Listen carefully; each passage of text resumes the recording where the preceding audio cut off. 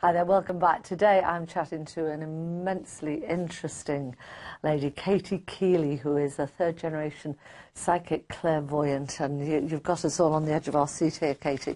Dan, who's in the gallery, who's operating all the gubbins, he's just been listening to what we've been chatting about during the break, and he said, "Oh, sounds a bit frightening, this." So, just tell me something that stuck in my mind about your bio. You said that the first sort of person you saw when you were only very young, you saw a woman walk out of your wardrobe.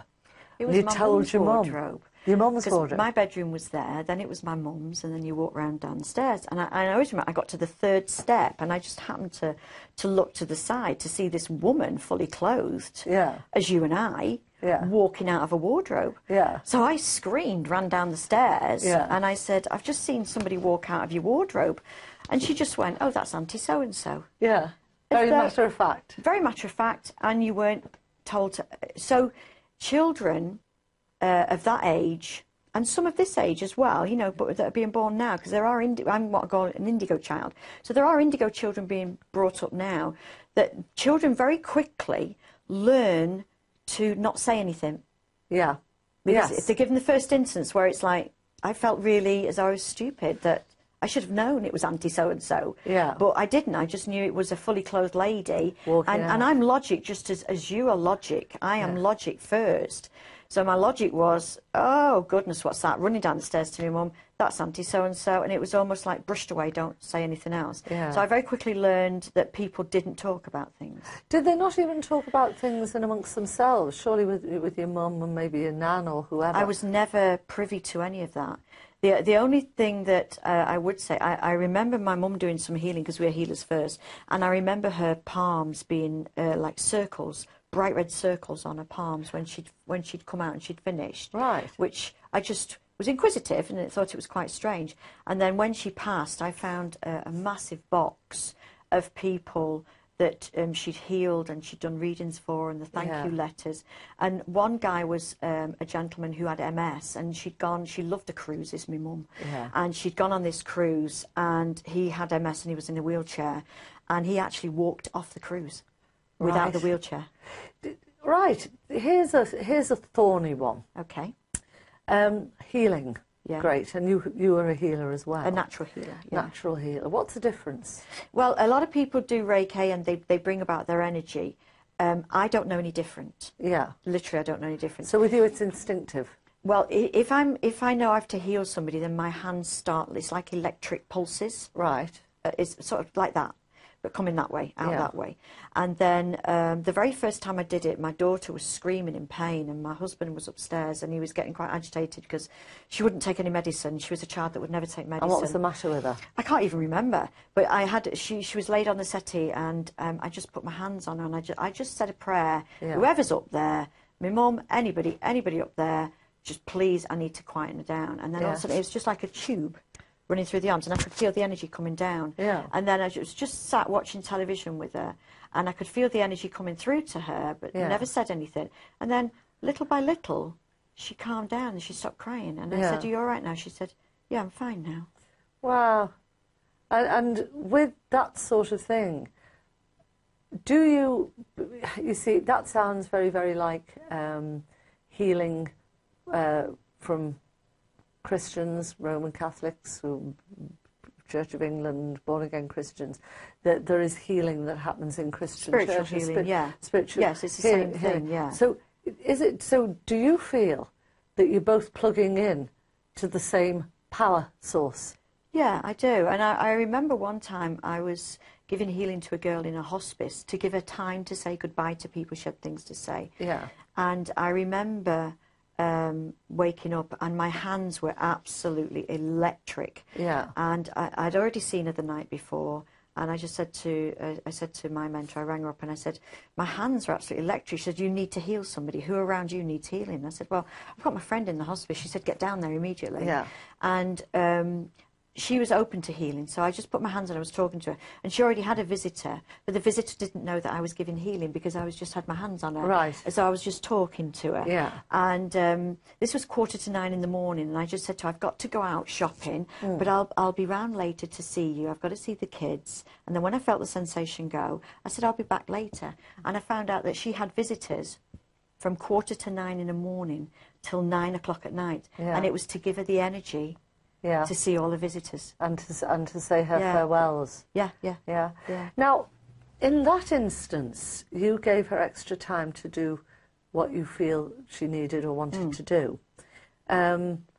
There's a part of your biog that talks about from the age of 12, you say you always knew that you were going to die at the age of 40 with breast cancer. It was actually from the age of 6. From the age of 6. I didn't know why, but I just knew. My mother knew she was going to die at 70.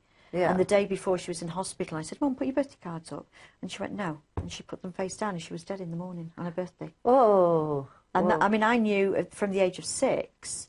I didn't know what it was, and I had a sister that was 12 years older than me. Yeah. And as soon as she got breast cancer, we were like twins 12 years apart. Yeah. I knew it was breast cancer that I was going to go with. Yeah.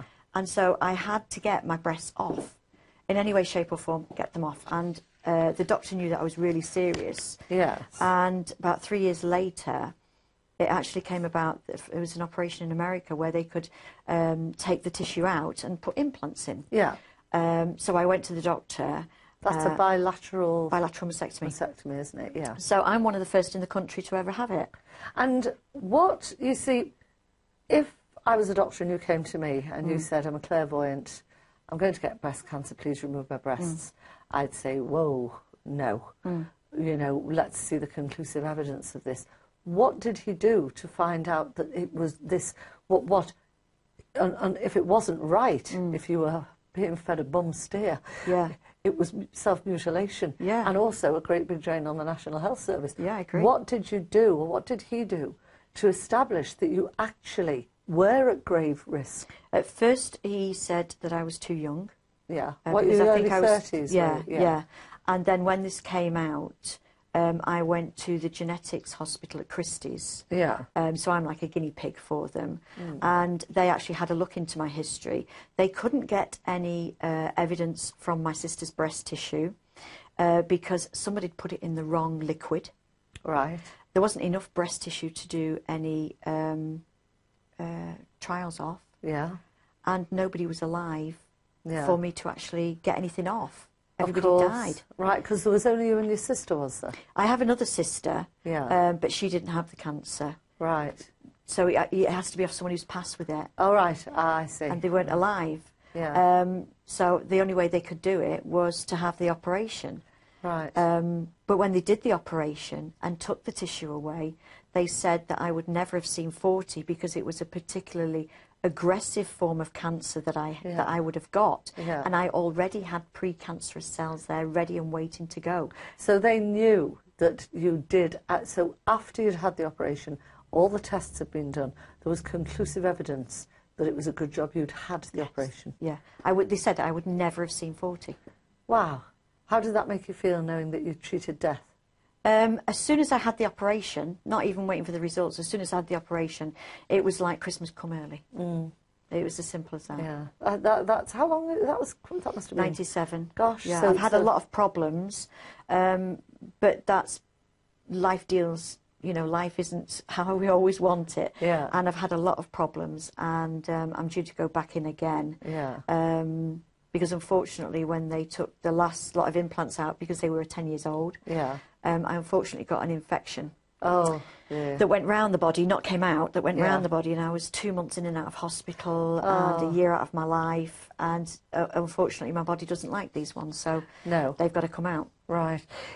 Tell us a bit about what is, this is totally going on to a different subject now, what is the Red Knicker story that you've written? The Red Knicker story, unfortunately everybody, if we didn't have rubbish lives, we wouldn't be able to empathise. Right. Okay. So when I was a small child, Or something have a happened bit to of me. rubbish in our lives. Yeah, but if you're a medium, they always say mediums have a very lonely and usually a very poor life because we couldn't empathise with others. Right. And when I was a little girl, I'd been abused by strangers, and I'd forgiven them. I don't have a problem with it. Yeah. But I'd been abused, and unbeknown to me, we have energy centres that run through the body, and they're called chakras. Yes. And they are all different colours. The base one is red, and then it goes orange, yellow, green, blue, purple, white.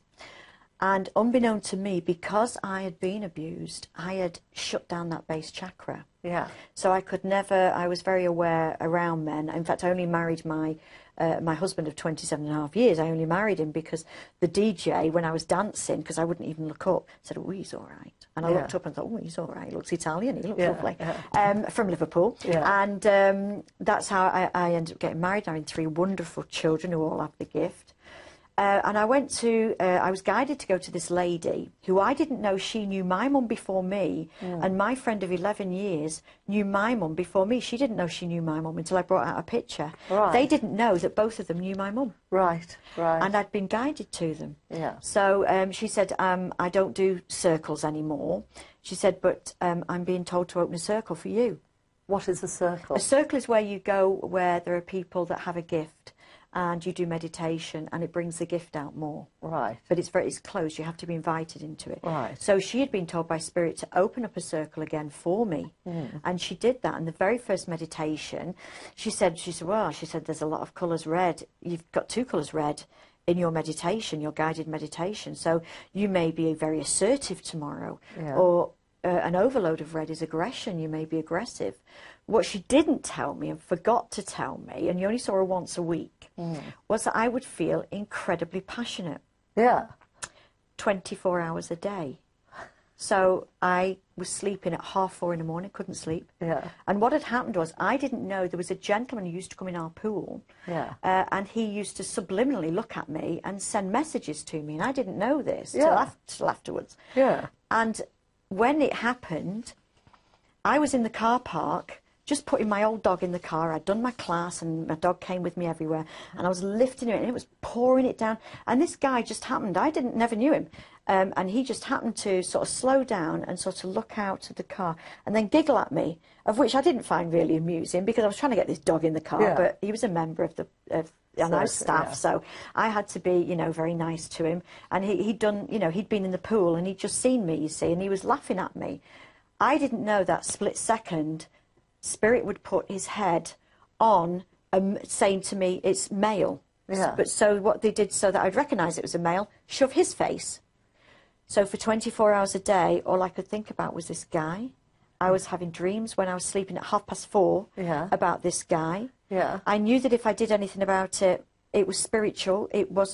Something wasn't right, but I couldn't stop this sensation of feeling incredibly horny. Were you married? Yeah, no, I was separated at the time. Separated? I was separated at the time. No, it's funny, I'm like that in the middle of the night, but I just think it's hot flushes at my age. I didn't realise that. No, this one, I mean, if you can imagine, I had 15 classes of aqua a week. Yeah. I had 3 children. Yeah. I had 2 large dogs. Oh, you've been worn out. My eyes were down here. So in the end, I made a pact and I said, look, not knowing, if I say that I go and tell this guy everything, will you let me sleep? I need my sleep. I'm desperate for sleep. This guy was 6'5". Yeah. Ex-police inspector, chief inspector. Yeah. And he played rugby for 30 years. Yeah. 6'5". So he was like that. Yeah. So little old me, who was like that then, went into the gym where I knew he went. Yeah. And I just said, excuse me, can I just have a word? And he got off the bench weights and he was huge. Yeah. And I was like, that. And then he said, I just told him everything. Yeah. I went, like this. And there was a guy stood behind me and he just stood with his legs wide open, looking down at me, laughing, because he thought it was hysterical, because he obviously thought I was balmy. Yeah. And I just said, and I hope tonight you can't sleep. And this guy behind me went, look, he's sod. And that night I couldn't sleep again. Yeah. And he came in the next day and I just went to, because I was fuming, absolutely fuming. I didn't think this was funny because I wanted sleep. And I just went, 4:30 again. Yeah. And it was what it was, is my base chakra had been opened up. Sounds like your base chakra has had far too much to drink to me. And the whole story is true. You've got to read it on my website, but going into more depth, it's hysterical, but every word of it was true. Right. And see, the base chakra fires up. So anybody that has problems, may have problems getting erection or problems having children or anything like that, if you put red on top of red, it fires it up. Oh, right. So, and colour is really, really important. In America, you know, they take colour incredibly seriously. In uniforms and everything like that. In jails here, we have, the jails are baby pink to bring them down, not to fire them up. If you had red in cells, imagine, you should never sleep with red behind you. So it'll give you migraines because all the blood rushes there. Well, Daniel, we've got to change this wallpaper. Listen, we're going to have to take a little break. Okay. Fascinating, fascinating. We'll be back with you very, very shortly. We're going to take a short break. So keep tuned in here for more in 2 minutes.